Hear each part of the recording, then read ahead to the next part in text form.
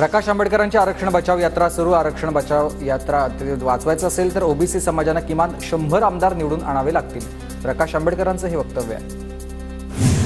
उद्धव ठाकरेंच्या वाढदिवसानिमित्त दादरच्या गोखले रोड परिसरात बॅनरवर उद्धव ठाकरेंचा भावी मुख्यमंत्री असा उल्लेख। उद्धव ठाकरेंचा 27 जुलैला वाढदिवस। मोदी सरकार आल्यापासून विरोधकांना जेलमध्ये टाकण्याचा प्रयोग, एकनाथ शिंदेंवरील प्रयोग अनिल देशमुखांवर केला असावा, नाना पटोलेंचं विधान। जरांगेंचा फडणवीसांबाबतचा गैरसमज सरकारनं दूर करावा। जरांगे पाटलांसोबत निवडणुकीच्या रिंगणात उतरण्याबाबत 9 तारखेला ठरवू, बच्चू कडूंची माहिती।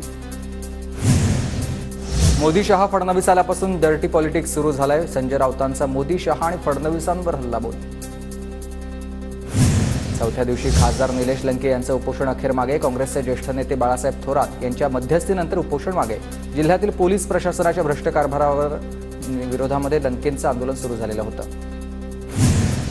इंडिया आघाडीच्या उमेदवारांच्या प्रचारासाठी श्याम मानव प्रचार करणार। पुरोगामी संघटनांसोबत विधानसभा निवडणुकीसाठी 500 प्रचार सभा घेणार।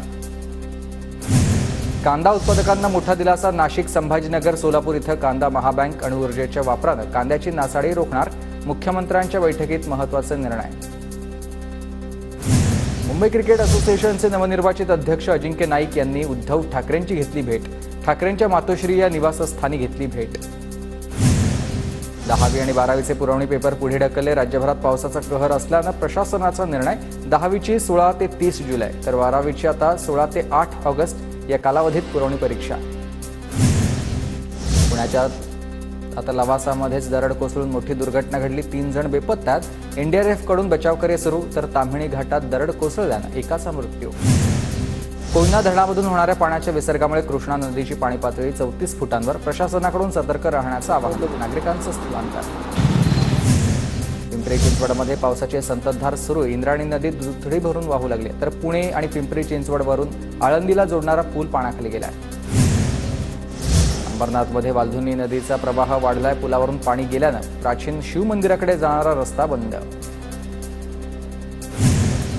कल्याण खाडीची पाणी पातळी वाढल्यानं रेतीबंदर परिसर जलमय तर खाडी किनारी असणाऱ्या घरात आणि तबेल्यांमध्ये पाणी शिरलंय।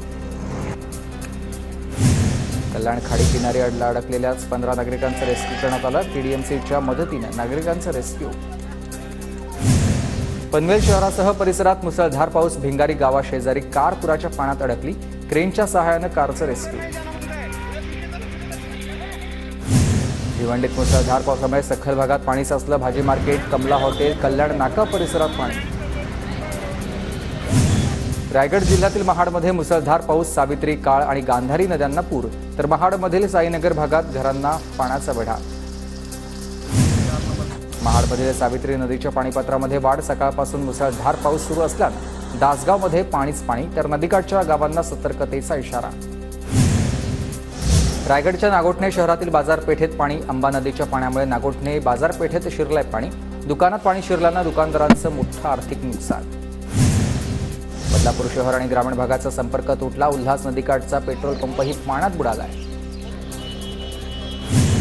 घाटकोपर जवळील ईस्टर्न एक्सप्रेस हायवेला तडे। मनसेच्या तक्रारीनंतर एक्सप्रेस हायवेवरील तडे बुजवण्याचं काम सुरू झालंय तर तड्यांमुळे या ठिकाणी अपघाताचं प्रमाण वाढल्याचा मनसे पदाधिकाऱ्यांचा आरोप। गडचिरोलीतील सिरोंचा तालुक्यामध्ये पूरस्थिती। जवळपास 200 नागरिक आवदापल्ली महामार्गावरील काही ठिकाणी अडकलेले पाहायला मिळतात। दरम्यान रेस्क्यू ऑपरेशन सुरू करण्यात आलं आहे। बदलापूरच्या सोनिवली परिसरामध्ये गुडघाभर पाणी तर सत्कर्म बालक आश्रमात सुद्धा पाणी शिरलंय।